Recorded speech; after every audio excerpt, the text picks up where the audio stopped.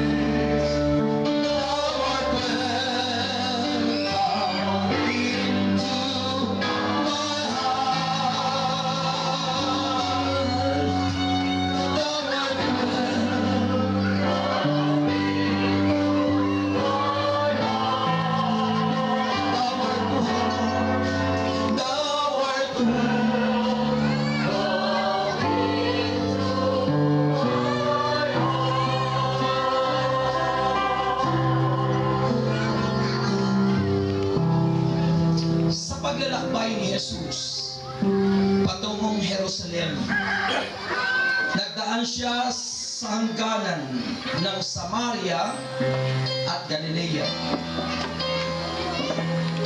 Nang papasok na siya sa isang nayon, siya'y sinalubong ng 10 kitong. Tumigil sila sa malayo-layo at humiyaw ng, "Jesus, Panginoon, mahabag po kayo sa amin." Nang makita sila, ay sinabi niya, "Humayo kayo at pakita sa mga saserdote."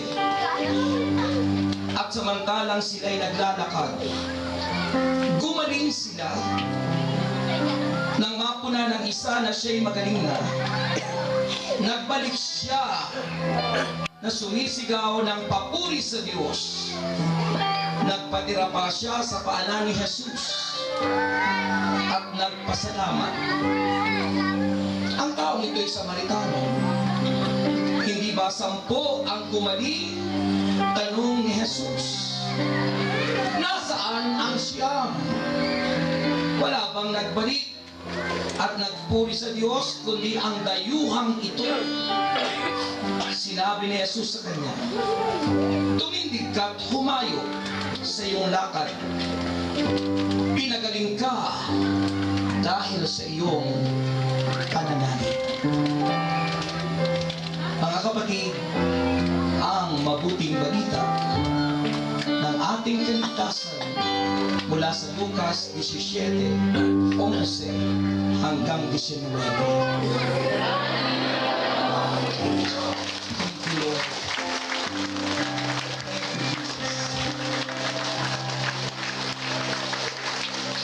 Ang lahat ng pumapalakpak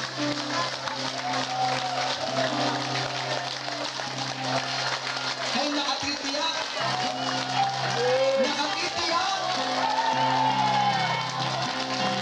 ng himala na gagawin ng Diyos. You know why, brothers and sisters? Because laughing is a praise to God. Pagpupuri.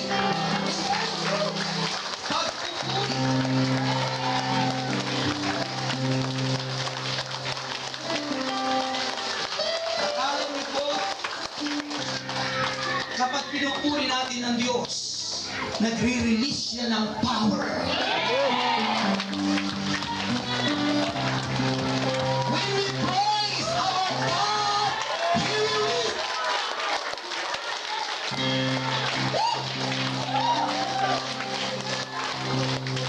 Amen? Do you want to receive that power? Oh, come on, my dear brothers and sisters. Kumusta na kayong lahat?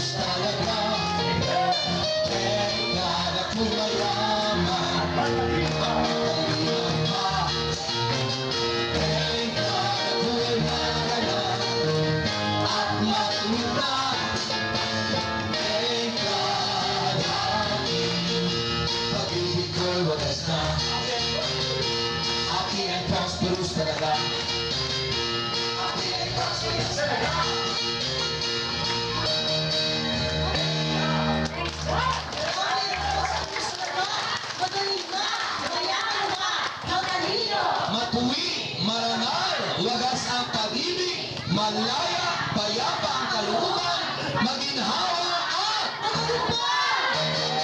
palakpakan si Lord. Hallelujah. Ako'y natutuwa dahil ang Diyos ay natutuwa. Kayo ba'y natutuwa dahil ang Diyos ay natutuwa? Akala ko'y kayo natutuwa dahil gutom na kayo at nakita nyo namumudmud na ng pagkain ang mga manggagawa. Alam nyo, ang sabi ng Bible, hindi lamang sa tinapay nabubuhay ang tao, kundi sa mga salitang namumutawi sa bibig ng Diyos. Naniniwala kayo doon? Sino naniniwala? Gutom na tayo sa salita ng Diyos.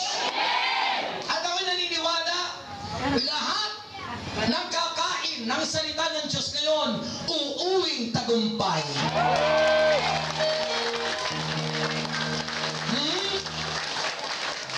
Naniniwala po. At yun ang kailangan natin. Remember, brothers and sisters, that faith is coming by hearing, and hearing by the word of God. Ang pananampalataya ay nakukuha sa pakikinig at patuloy na pakikinig ng salita ng Diyos.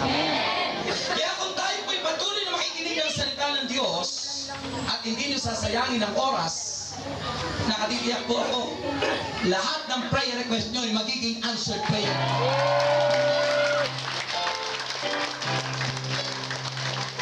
At lahat ng may sakit ay gagaling.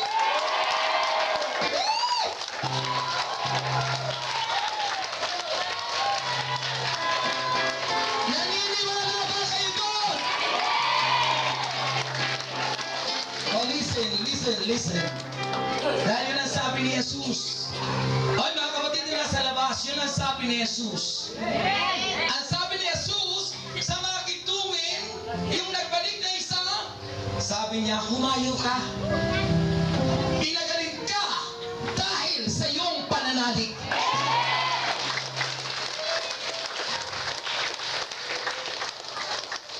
But the question is this. Ito po ang tanong ngayon. What kind of faith do you have? Anong uring pananampalataya mayroon kayo?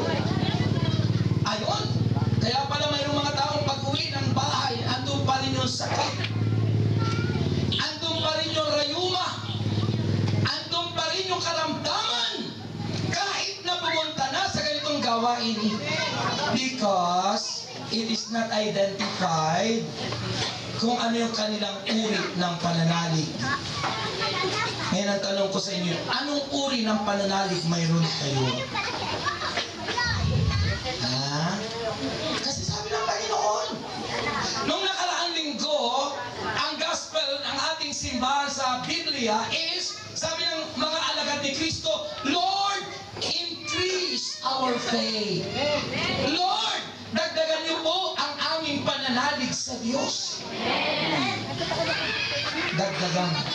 Ngayon naman, araw na ito, kung nakinig kayo kanina, ano ang sabi kanina sa gospel? Lord, teach us how to pray. Turuan mo, Panginoon, kami na manalangin. Bakit nauna yung faith? Because without faith, you cannot pray. Kung wala kang pananampalataya sa Diyos, hindi ka mananalangin. Kaya ang mga tao hindi nananalangin sa Diyos ay tanda ng kawalan ng pananalig sa Diyos. At ang pananalig sa Diyos, kung ikaw may pananalig, doon ka natututong manalangin. Amen. At ang taong di nananalangin, tahakan kong sasabihin sa inyo, hindi tayo tunay na Kristiyano pag di tayo nananalangin. Ba't ganyan ang tingin nyo sa akin? Amen po ba? Amen. So taas ang kamay nyo. Isa, dalawa, tatlo!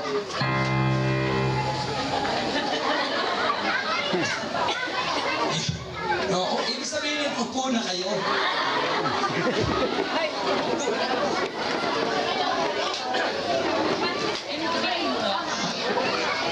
Okay, mga kapatid kay Kristo, isang pinagpalang gabi. Kanina, good morning sa Holy Spirit. Ngayon sa inyo, isang pinagpalang gabi. So, our topic for tonight, brothers and sisters, ang ating pag-uusapan ngayon ay anong uri ng pananalig kayo mayroon para gumaling? Okay? Kasi, pag pag-uusapan ko ang pananalig, napakaluwang nun. It is very broad. Napakalawak. Hindi maintindihan. Pag sinabing pananalig, hindi mo maintindihan. Hindi mo maunawaan. Sa mga tsuntoy, napakalawak. Para pag sinabi mo, ay, galing ako sa gubat. Saan gubat? Dahil napakalawak ng gubat. Sabi mo, galing ako sa Cavite. Ay, saan sa Cavite? Napakalawak ng Cavite. At yan ang pananalig. Napakalawak, napakaluwang, napakalaki anong klase na pananalig mayroon tayo na dapat ay ang tumpakatamang pananalig upang tanggapin natin ang sinabi ng Kristo sa mga kitongin na sabi ng sa isang nagbalik, lumayo ka, pinagaling ka dahil sa iyong pananalig. Purihin ang Diyos. Pag sa artista, malakas kayong pumalakpak, ano?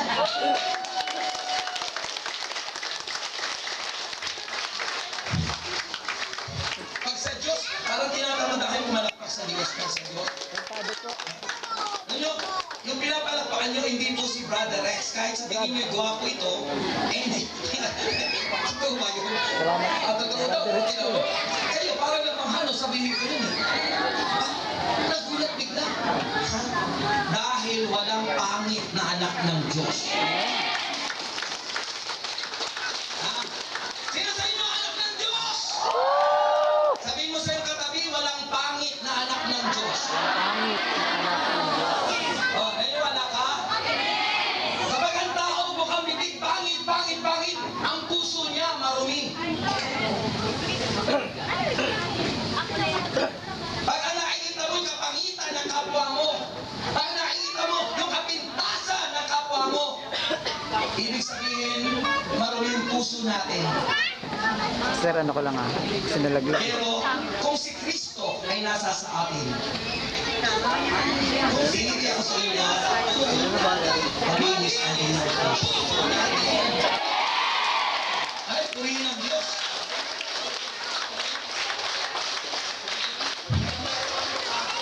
Amen. Eh di ba nung wala pa tayo sa Panginoon, ang dudumi natin. Sabi ng Roma 3:23. Roma 3:23. Sabi ng Bible, all have sinned and fall short from the glory of God. Ang lahat ay nagkasala at walang sino man nakarapat-dapat sa paningin ng Diyos. Lahat makasalanan. Lahat nagkasala. Lahat nagkamali. Lahat nagugulat. Lahat wala pong pwedeng magkitangi. Ngayon sa kagandahang loob ng Diyos, sabi ng Bible, di ba? For God so loved the world.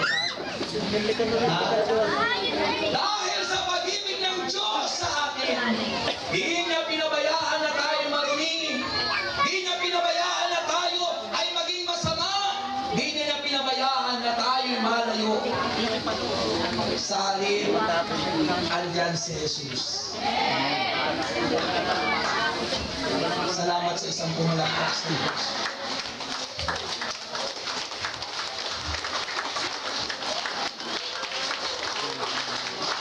Alam niyo po mga kapatid, sabi ng Aklat ng Mangangaral, Kabanata 12, makinig kayo.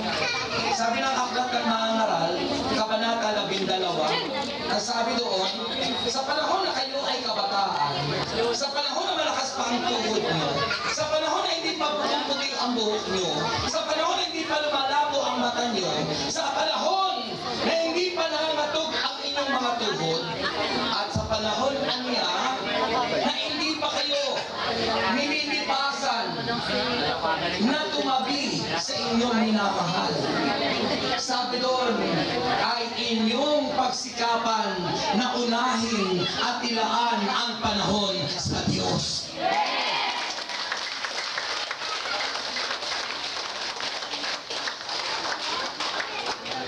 Amen?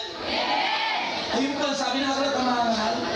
Ang sabi po sa English ay ganito. Gusto nyo sa i-translate ko sa English? Ha? Ang sabi po ganito sa English, remember me. Oh, remember me. Remember for the rest of your life.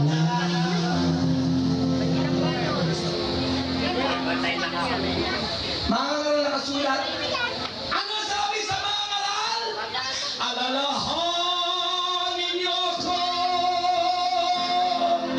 Oh, alalahanin niyo ako. Alalahanin niyo ako sa panahon bata pa kayo.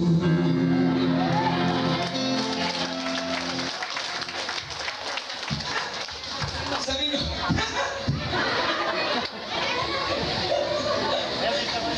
mga kapatid, kasi ang dami. Kayo, may mga kamay kayong lahat. Pero yung kamay nyo parang tinatamad, ipalakpak sa Panginoon.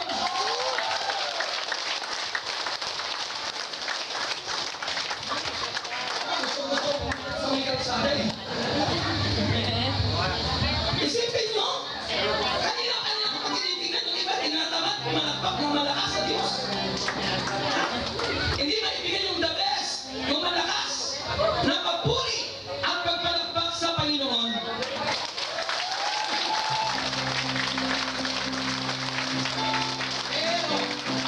Pero, tandaan nyo, marami na pong na-stroke, na nung na-stroke na, nagpipilit pumalakpak, hindi na magdikit yung kamay. Doon nagpipilit, doon may magkawal pa kayo. Hallelujah! Ay, gusto kaya kayo mong i-try na ma-stroke kayo para kayo magpilit pumalakpak sa Diyos.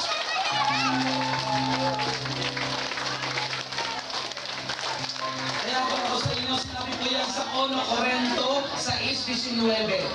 Ano sabi ng 1 Corinto 6:19, mga kapatid? Oy, mga kapatid kong minamahal, dyan pala kayo. No. Kaya sabi ko kanina, sana dyan na lang tayo sa kalsada para hindi hiwa-hiwalay. Para kita ko lahat ang kagandahan nyo at kagwapuhan nyo. Minsan lang ako pumunta rito, nakatandaan ko sa Biden, nakapagtok na po ako dyan, minsan lang. Taon siguro 1990. Tagal na, no? Ang balit pa dyan ay yung ang nanay ay worker sa El Shaddai. Mariana ba yun, ma? Marty?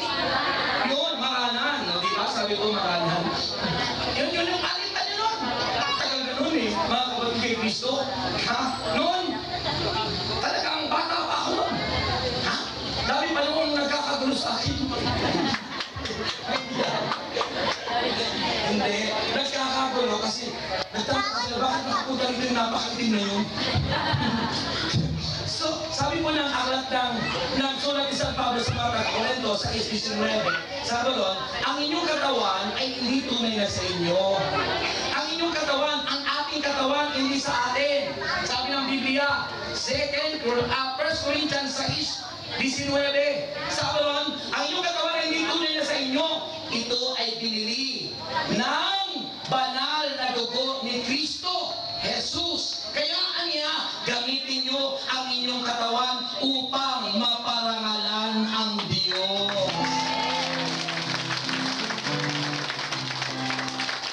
Kaya yung palakpak nyo, mahagin ang katawan nyo, ibigay nyo!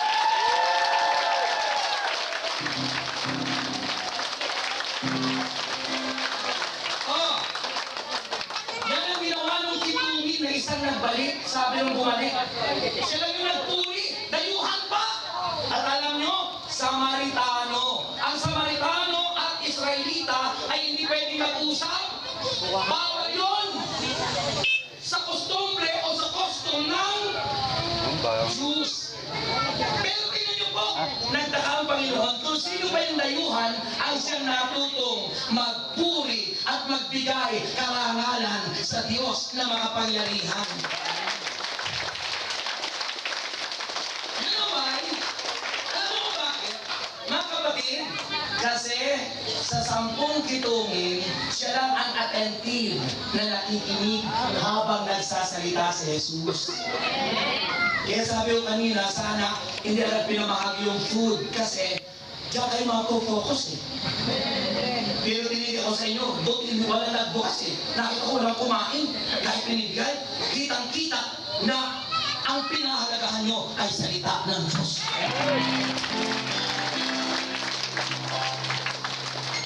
Ang lahat na yan, tinigil ako sa inyo, hinakita ng Diyos yan.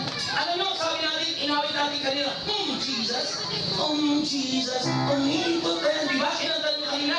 Alam niyo po, ang ibig sabihin ng omniscient, nakikita tayo ng Diyos.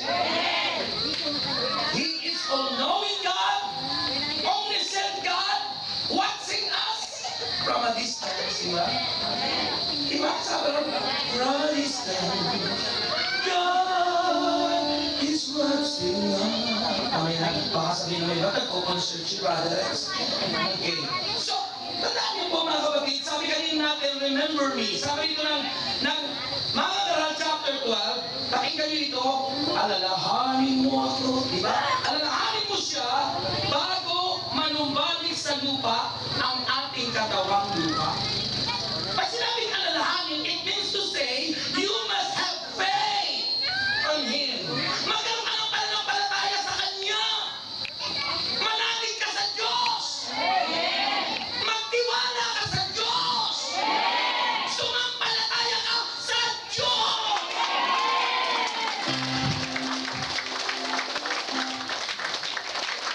Hallelujah. Ayun ang sabi dito. Ecclesiastes o mga Garal chapter 12. Alalahanin mo siya bago manumbalik sa lupa ang katawang lupa.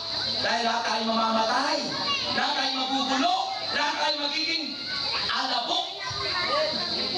Pero bago dumating yun, ano sabi? Bago dumating yun, ano sabi? Remember me. Oh, remember me. Buti pa yung aso gumagano. Buti pa yung may-ari ng aso, nandito rin. Buti pa yung aso gumagano, no? Minsan yung tawa yun. Mga kapatid, kaya sabi rin, alalahanin mo siya bago manumbalik sa lupa ang katawang lupa at ang ating espiritu. Lahat tayo ng espiritu. Binubuo ang tao ng katawan, ng espiritu at kaluluwa. We are composed of body, soul, and spirit. Ang katawang lupa ay babalik sa alabok. Alalahanin mo raw yan ang Diyos bago magbalik yan doon sa alabok. At sa maron, manumbalik ang ating katawan sa lupa at ang ating espiritu ay magbalik sa Diyos na may bigay nito. Hirang sa Diyos, diba? Ang ating buhay. Ikaw ang aming handog lamang. Di ko ninais na ako'y isilang.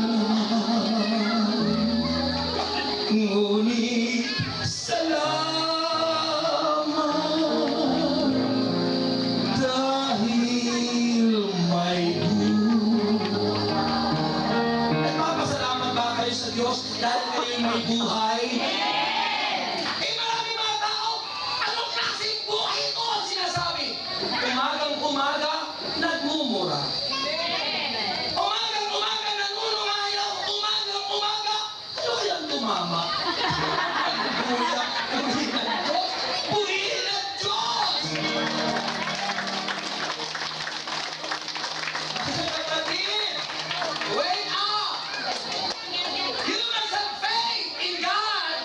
Bago man lang tayo mamatay, bago man lang ang ating katawang panlupa ay magbalik sa labot at bago ang ating buhay na sa Espiritu ay magbalik sa Diyos kung may pahiram mo.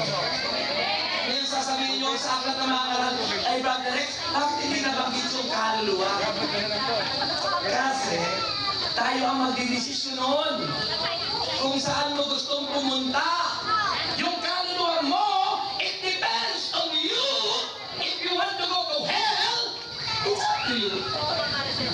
But God is here tonight, inviting each and everyone. Narinig ko ang Diyos at ang lahat ay inaanyayahan na tayo ay magbalik doon, na tayo sumampalataya, na tayo ay maniwala sa Diyos. Para ang ating kaluluwa ay hindi sa impyerno mapunta. Sino gusto sa impyerno? Sino gusto sa langit? Diba? Sarap yata sa langit. Ha? Sarap yata sa langit. Ha? Sa langit, ang sabi ng definition sa Bible, sa langit ay kaligayahan ang nadarama. Diba? Yun ang sabi. Ano sabi? Oh, ano sabi? Ha? Langit ang aking nadarama. Sino na yata ito? Hindi ko ako makakanta ng maayos. Masisintunado dito. Ano? Kanya na siguro, sabi nga ng Romans 8:28, in all things God works for the good. Siguro sinasabi ng Panginoon, huwag ka nang magkakanta dyan kasi baka wala kang masakyan mamaya.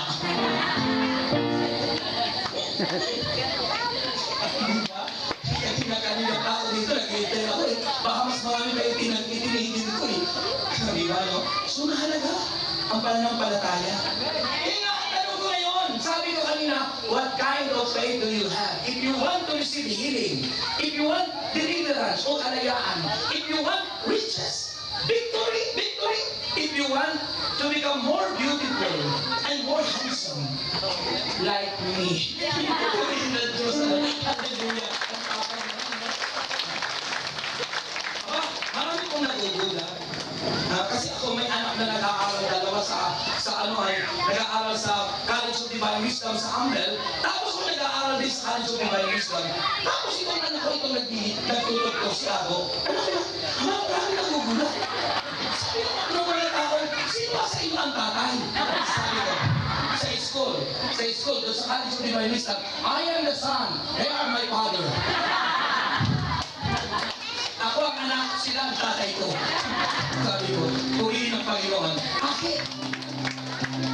Alam mo bakit? Inumpara ko yung mukha ko nung wala pa ako sa Lord. Ha? Talaga naman santo. Mukha ko si Panito. Kaya tapaya. Napakapangit. Pero ngayon, naiba. Sabi kayo, pag inumpara nyo ang inyong mukha, yung picture nyo nung past 20 years o past 10 years, iba yung picture niyo noon. Kaya sa picture niyo ngayon, kayo ay nakakilala sa Diyos. You know why, brothers and sisters? Because Christ within us, in our hearts, nasa puso natin yun. Sabi ng Bible, it manifests. Ito ay mangingibabaw. Ito ay mag-a-aura sa ating mga mukha. Ha? Manifestation. Nagmamanifest, nangingibabaw sa ating mga itsura, ang presensya ni Yahweh, ang presensya ni Jesus. May kumukontra.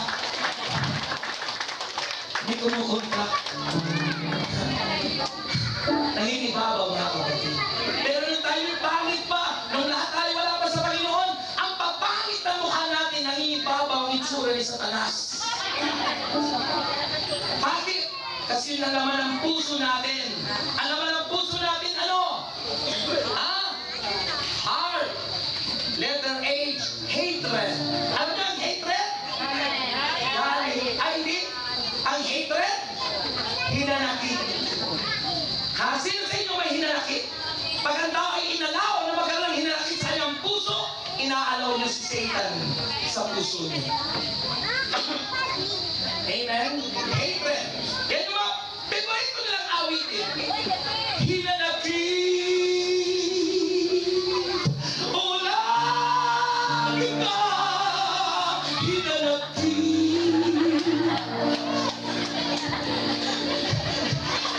Yan ang mga awitin ng mga may hinanakit. Huwag kayong maghinanakit. Ha? Hatred. Oh, ano ba? Envy. Anong envy? Inggit. Mga tao mainggitin. Ang mga tao mainggitin, ako, si Satanas ang inaalaw niya sa buhay niya. You have no faith in God. Wala ka pananalig sa Diyos because you allow Satan in your heart. So, yung kanina yung mainggitin ng loob. Yung mga tao mainggitin ng loob. Yung resentment, hinanakit. Ayan. Mga tao may hinanakit. Nagtampok. Nagkahinanakit sa kanyang asawa. Bakit? Minsan di pinansin. Bagong paligo ka naman. Purihin si Jesus. Di ba? May mga asawa ng gano'n nalalaman ko po yan pag may nagpapakaunseling sa akin. Pag pumupunta sa opisina, minsan tumatawag pa kami na i-broadcast sa radio. Hello? Bakit naman sister?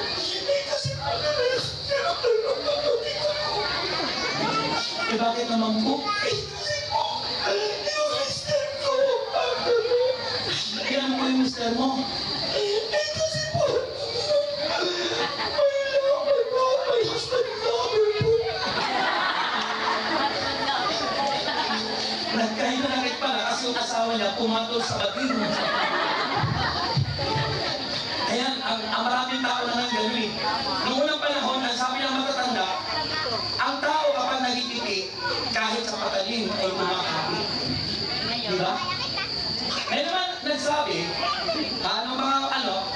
ang tao nagititi, kahit sa Bombay ay kumakapit. Ay ngayon di ba na? Ayun na yun. Ang tao lang nagititi, kahit sa baging ay kumakabit. Purihin si Jesus. Ayan ang mga advertisement ng Diablo sa TV. Yan ang mga kudyok ng demonyo. Kaya sabi ng Bible, Romans chapter 12, verse 2, tandaan nyo, sabi ng salita ng Diyos, huwag kayong umayon sa takbo ng mundo. Mag-iba na kayo at magbago ng isip. Baguhin ang isip. Ang tao may pananalig sa Diyos. Remember that true faith is faith in God, not faith in the blessing from God. Sometimes there's so many people or Christians, they have their fellowship in the Lord, but they are always waiting for the promise. Dumadalo nga sa gawain ng Diyos, pero wala naman yung pananampalataya sa Diyos. Nasaan? Sa biyaya. Biyaya. Ang hinihintay namin biyaya. Di naman pala totoo yan. Sabi, ang gagaling ako, hindi naman ako gumaling. Hindi naman pala totoo yan. Sabi, gagawin ko kayo ulan nito. Pupunta na ako sa dating doon. Eh, ano pakialam natin kung pumunta ka doon? Mga kapatid, ang may problema hindi ang Diyos. Ang may problema ay ikaw! Ikaw! Ikaw! Ikaw! Ng iyong paglayo, di ba? Ako sisino ang Diyos. Bakit? Ang Diyos ba ang dahilan? Ikaw! Ikaw! Sabi nun, ikaw ang dahilan ng iyong paglayo. Ikaw mismo ang dahilan. Kung bakit ka lumayo sa Diyos, ikaw ang dahilan. Bakit? Instead na hanapin mo yung Diyos, ang hinahanap mo biyaya, ang hinahanap mo kung anong pangako. Tandaan nyo, ang mga pangako niyan ay nandyan yan. Hindi mo man hingin, hindi mo man hanapin. Sabi ng Bible, seek ye first. Sino ang ating hanapin? Seek ye first the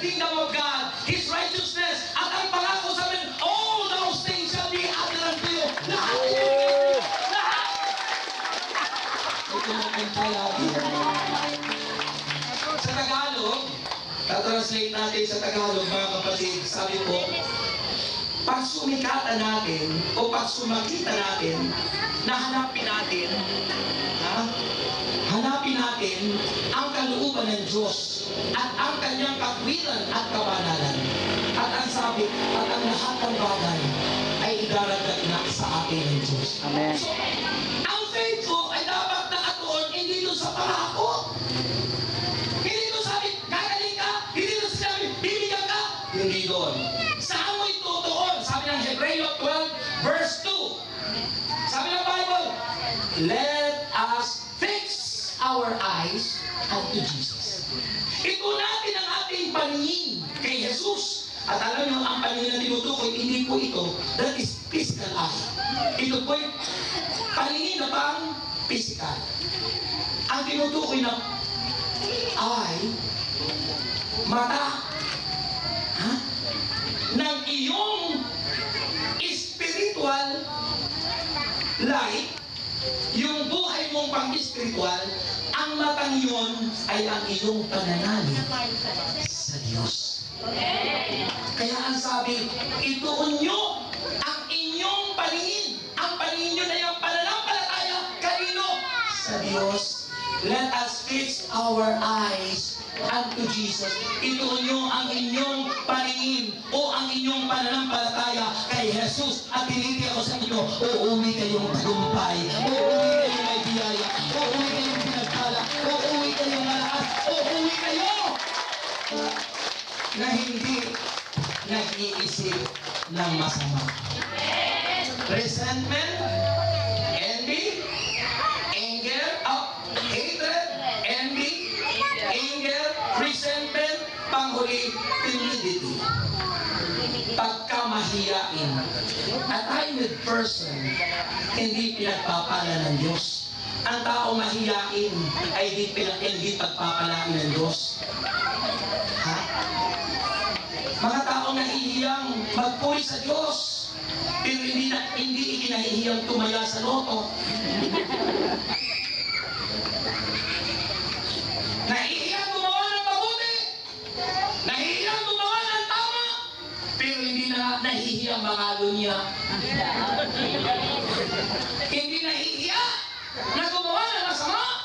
Yun ang dapat natin ikahiya sa Diyos. Dahil sabi ng 2 Corinthians 5 verse 17, ikalawang Korento, kabanata 5, talata 17. Ang sabi ng 2 Corinthians 5:17, ang sino mang nakipag-isa na kay Kristo, nakipag-isa na, ibig sabihin, sumampalataya na kay Kristo, ay nagiging bagong nilalang. Wala na ang kanyang dating pagkatao. Siya'y bago na.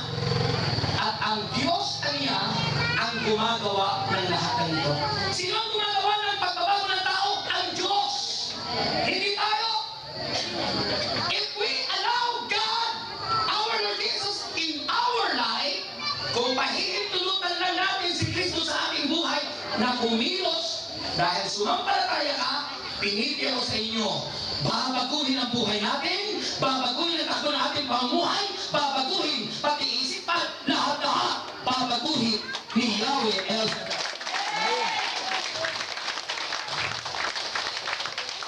Amen.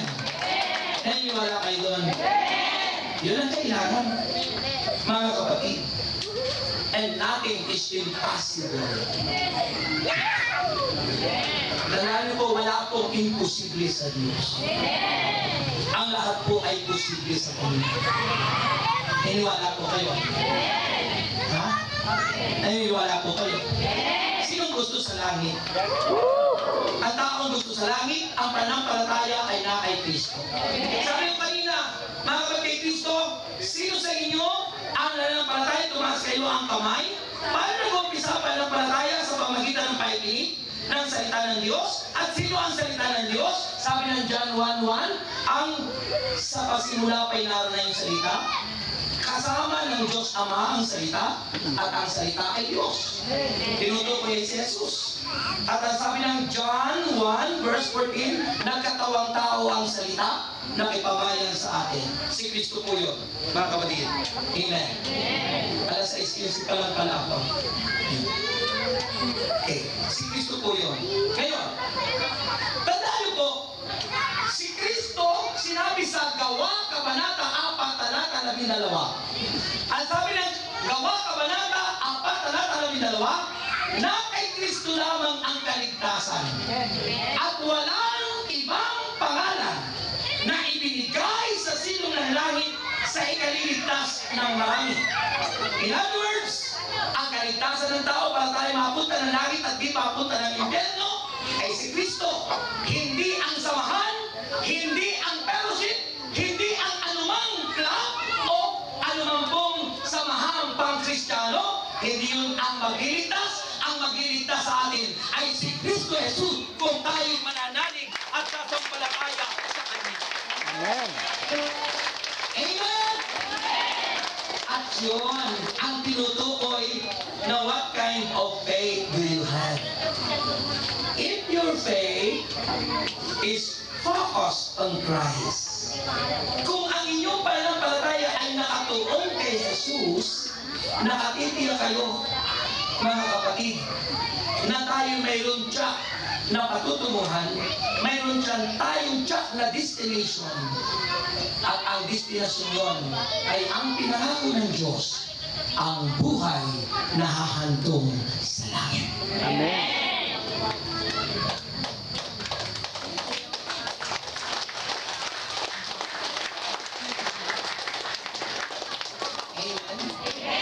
Ang buhay na hahantong sa langit.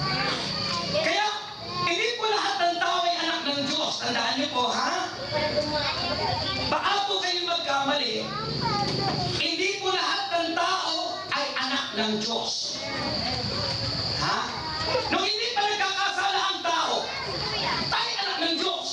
Pero nang tayo magkasala, hindi na po tayo nabibilang bilang anak ng Diyos. At para manumbalik ang ating pagiging anak, ayun ang hinihingi ng gospel. Ha? Ang hinihingi ng gospel ay pinagaling ka dahil sa iyong pananalig kanino? Kay Jesus. Dapat manalig tayo kay Kristo para tayo maging anak ng Diyos. Purihin si Jesus. Saan ang nasulat? John 1:12. Sabi po ng Juan 1:12. Ito ang sabi. Sabi po ng Juan 1:12, ito ang sinasabi ng salita ng Diyos. John 1:12. Sabi nito, ngunit ang lahat na tumanggap at nanalig sa Kanya, kay Jesus, ay pinagkalooban niya ng karapatang maging anak ng Diyos. Amen. Purihin si Jesus. Sino na ang pinagbilang karapatang maging anak ng Diyos? Yung nananalig, nananampalataya kay Jesus. Bilang ano? Bilang si Kristo ay Diyos. Bilang si Kristo ay iyong tagapagligtas. At bilang si Kristo ay iyong kapatid. Amen. Dahil si Kristo ang panganay na anak ng Diyos. Amen? Yung mga pananalig nyo. Ha? Nang si Kristo ay binyagan sa Ilog Jordan, makinig po kayo. Nang si Kristo ay binyagan sa Ilog Jordan, nandun ang presensya ni Jesus sa ilog. Pagkatapos kasi binibinyagan ni John the Baptist, sabi mo nabuksan ang langit, bumaba ang Espiritu Santo sa anyong kalapati. Hindi po yung kalapati ang Holy Spirit, nag-anyong kalapati lamang. Kaya huwag niyong sasambahin ang kalapati. Tayo mga Katoliko, kung ano lang na kahoy lang, naghimala, eh, pati puno ng kahoy ay sinamba na. Ang Diyos ay Espiritu, ha? Amen. Yung mga larawan dyan, paalala lang yan. Wala yung buhay. Picture lang yan para maniwala ang taong may Kristo nagkatawang tao. Amen. Ano ba si palakpak yan? Okay. So, si Kristo Jesus, anak ng Diyos, bumaba ang Holy Spirit, anyong kalapati, pagkatapos may narinig na tinig. Tinig ng Ama ni El Silay. At ang sabi habang piniligagan, ito ang pinakamamahal kong anak. Nalubos kong kinalulugan. Pakinggan niyo siya. Mga kapatid, Dito kasi ulan. ang Diyos ay Espiritu. Iisa lang yun. Pero may tatlong persona. Actually, ang persona ng Ama, ng Anak, at ang Espiritu Santo. Na ang Espiritu ng Diyos na ito ay sumasa kanila. Tulad natin, siguro may 100 kayo rito. Lahat ay pwede tayo magsabing sumasa akin ang Diyos. Pero hindi na mahulugang ang Diyos dito ay 100. Ang Diyos ay isa na sumasa atin. Ang Diyos ay isang Espiritu na sumasa atin. Hallelujah! Hallelujah! Hintayin niyo ako maging senador, hindi ko na nakawin ang pundo, bibili natin ang sound system. Okay? Pag ako naging senador, ano? Pero hindi naman ako kakandidato eh. Pangharap na niya. Okay. So, yun po. Kasi ang daming nanakaw ng pundo ng ano. Saan napunta yun? Para ang Diyos dyan. Kung ayaw nilang mapunta ng langit, patuloy sila sa pagnanakaw. Kaya kung gusto nyo mapunta ng langit, magpakabait kayo, magpakabuti, at sundin ang aral ng Diyos. Nakatitira kayo. Mga kaibang tayo ngayon, nakatitira kayo sa langit. Amen! Sino nakakaalam ng inyong kamatayan? Alam mo ba na bukas ay buhay ka pa? Di ba alam? Wala nakakaalam yan. Kaya sabi ng Panginoon, lagi kayong maging handa. Lagi kayong maging handa. Nung ako po ay wala pa sa itong gawain, may sakit ako sa puso, lumalaki, enlargement of the heart, yung aking puso, may baraang mga ugat, at yun ang naging dahilan para ako maging alipin ng takot, alalahanin. Iniisip ko lagi yun kasi ang tao may sakit sa puso ay traidor. Ang puso niyan. O pwede kang bukas makalaway, di ka na makita. Dahil ang sakit sa puso ay pwedeng ikamatay mo. Hindi mo alam kung kailan. Pero tingnan niyo po, ang sakit ko sa puso, ulcer, mayroon pa ako nun, hepatitis, iba't ibang uri ng sakit. Pero, nang tanggapin ko ang salita ng Diyos at tanggapin ko si Kristo sa aking buhay, hindi po nagtagal, gumaling, lumakas, lumaya, yung dating payak na parang si Camilo, Ama!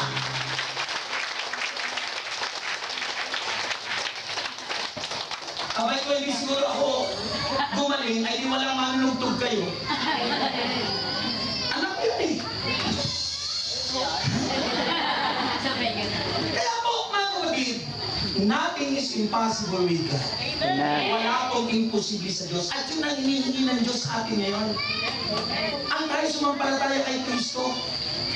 Yung tumpak, remember, faith that can save mankind. Ang pananampalatayang pwedeng makapagligtas sa atin ay pananampalataya kay Jesus. It is faith in the Lord Jesus Christ. Amen. Because He is our Savior. Sabi ng Matthew chapter 28 verse 19 to 20. Sabi po lang sa Matthew chapter 28 verse 19 to 20. Sabi ng Panginoon, ang lahat ng kapangyarihan ay ibinigay na sa akin ng Ama. All powers in heaven and on earth was given to me by my Father. Ano ibig sabihin po nun? Kung na kay Kristo na ang lahat ng kapangyarihan, si Kristo ay Diyos. Purihin ng Diyos. Si Kristo ay Diyos. Amen! Sino naniniwala na si Kristo ay Diyos? Sabi mo sa'yo katabi, maniwala ka na kung gusto mo sa langit, dahil ang kaligtasan ay na kay Kristo lang. At walang ibang pangalan na ibinigay sa silong ng langit sa ikaliligtas ng marami. Purihin ang Diyos. Na kay Kristo lang. Eh paano kung hindi ka sumampalataya kay Kristo? Wala kang kaligtasan. Mga kapatid, ang sabi ng Panginoon sa Kristo na siya ay manalangin. Ang sabi ni Jesus sa chapter 17, verse 11, letter V, ng panalangin ni Jesus. Sabi niya, Amang Banal, ingatan mo sila sa pamagitan ng kapangyarihan ng iyong pangalan. Ang pangalang Jesus Jesucristo ay pangalan ng Ama. Sabi ng Bible, Ama, Amang banal, ingatan mo sila sa pamamagitan ng kapangyarihan ng iyong pangalan, pangalang ibinigay mo sa akin upang siya'y maging isa kung paanong tayo ay iisa. Purihin si Jesus. Purihin ang Diyos!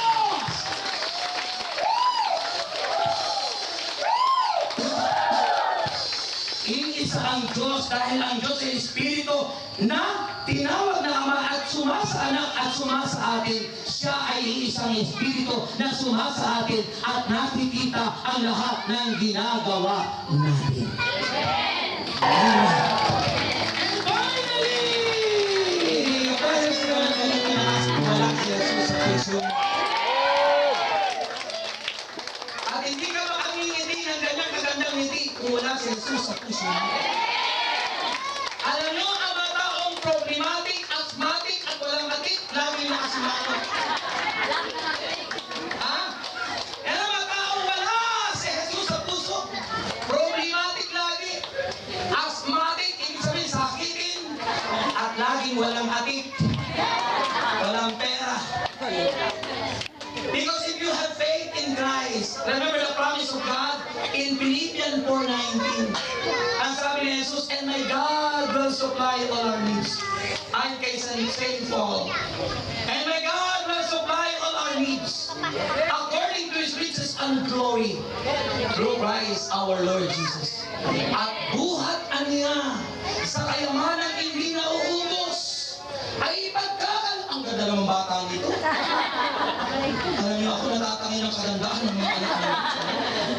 Okay. Kaya sabi mo, praise the Lord. God be the glory. Kaya ibinaki ng ang ganda ng buhok mo, praise the Lord. Hindi yung magagalit ka pa o kaya sasabihin sa iyo, ang ganda naman ang buhok mo, sasabihin mo, hindi naman. Ay, false humility. Maling pagpapakumbaba. Pag binati kayong maganda ang anumang itsura niyo, sabihin niyo, praise the Lord. Amen. Ang ganda naman ang ngipin niyo, sabihin niyo. Ang ganda ng mata mo. Ang ganda ng kilay mo, sister. Ang tapos ng ilong mo. Hallelujah. Laging balik pagpuyo sa Diyos at tinitya ko sa inyo, ang himala ng Diyos ay sunod-sunod. Alam mo, ang pinakamalaking kasalanan na nagagawa natin araw-araw. Kaya kailangan araw-araw humingi ng tawag sa Diyos. Araw-araw nananalangin dahil baka pagtulog mo di ka nanalangin, di ka na magising, impyerno ka. Kaya mahalaga lagi nananalangin at ang tumpak na panalangin ay sa pangalan ng Ama. Sabi ron, kailangan ikay mananalangin, address to the Father in the name of Jesus by the power of the Holy Spirit. Yun yung gospel ngayon.